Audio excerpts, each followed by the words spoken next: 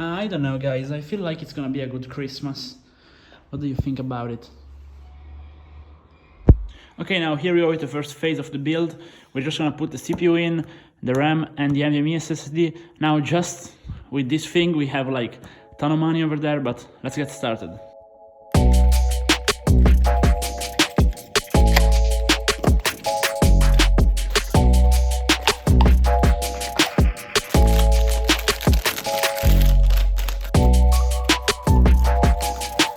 Just look at those fans.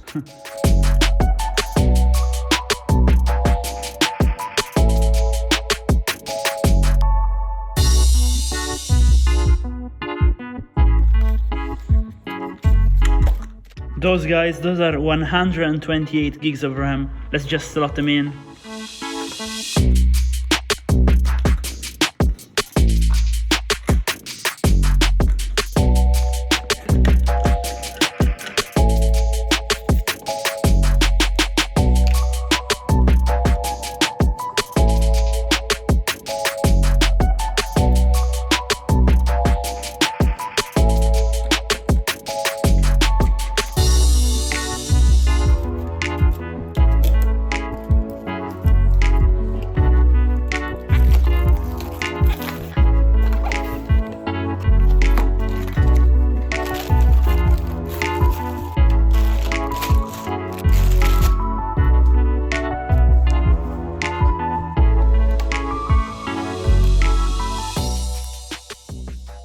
Okay, now something which is very important, both when building a new build and when diagnosing an older build, is to test out basically the motherboard, the RAM, and the CPU outside of the case. So now we will do just that. I will use my fingers to cool it down for a second. Let's see if we have a signal.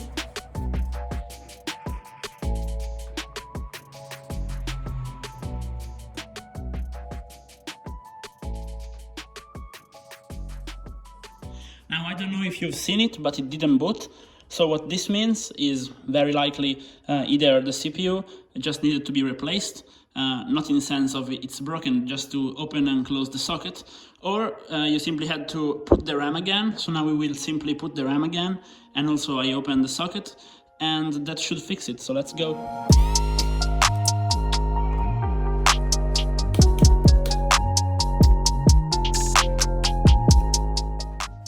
And as you can see, it now started. I do not feel heat yet. I'm starting to feel some heat, that's good. The RAM lit up. Let's see if we get a signal. There's a bit of heat on the CPU, not much, but some heat. Come on, give us a signal. Come on, come on, come on. Now, as you can see, we got a signal. Now, what happened, quite simply, is that we had to run a very painful RAM training, but that makes sense because again we have 128 gigs over here, so I mean for that long you really cannot avoid having a CPU cooler. So I put a stock cooler in there, and then I also put a GPU in there because I was like, well, maybe it's the iGPU. But yeah, it just needed to train, and now it's working. So again, it's pretty important to test it beforehand. Be sure to do it, and if it's just to quickly boot it up, you can just use your fingers. If it's not, you will need a cooler, even though it's a cheap one.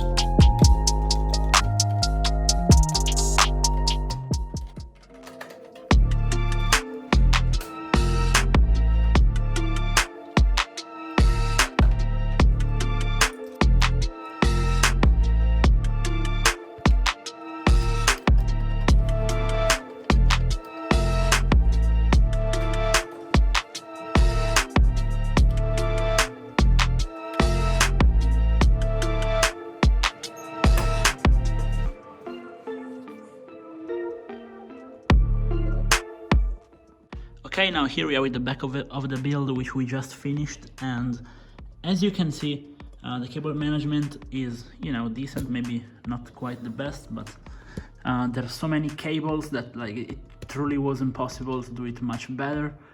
And well, we still have this PCIe cable right here, and it's here simply because the guy is gonna actually put another 3090 in SLI, so we just have to leave it to him. And so right now this cable will not be managed. I will just leave it down here so that he can just plug it in and have his SLI ready. So yeah, I believe that's it. We can actually close the back.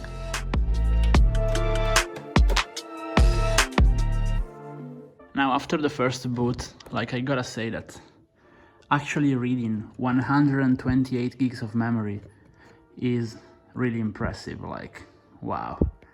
Like, just seeing 32 gig sticks all over the BIOS, I mean, it's really something different.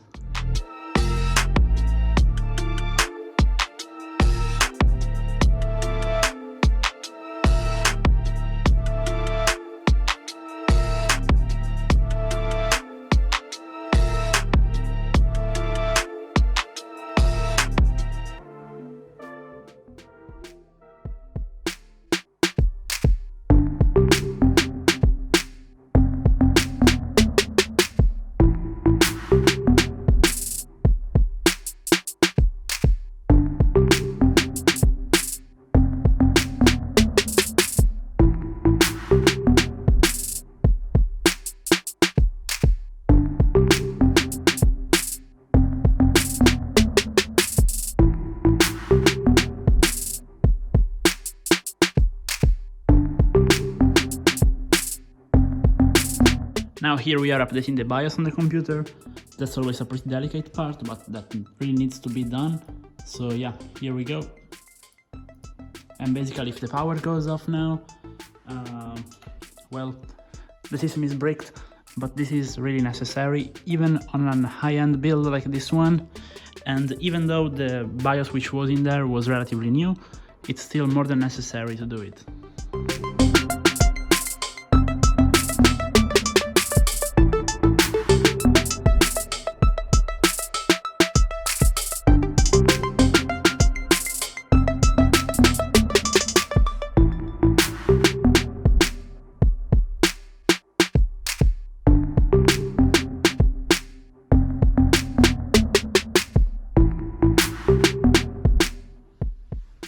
And here we are, so the motherboard wasn't bricked, that's very good, and we can go on with our overclocking, etc.